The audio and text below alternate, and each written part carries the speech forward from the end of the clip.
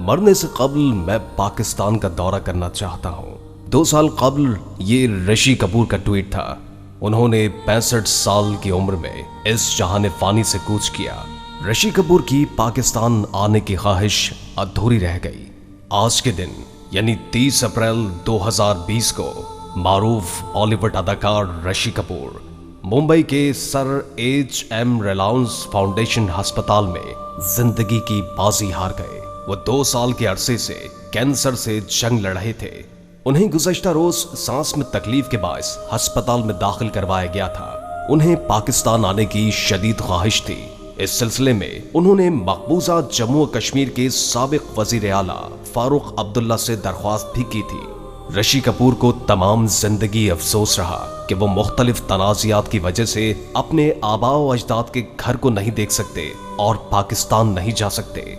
यहाँ ये बात हमारे सुनने वालों के लिए बहुत दिलचस्प होगी कि ऋषि कपूर के अजदाद का घर पेशावर में है, जो 1918 और 1922 के दरमियान फिल्मी सनत में दाखिल होने वाले खानदान के पहले शख्स पृथ्वी राज कपूर के वालिद दीवान विश्वनाथ कपूर ने तामीर करवाया था।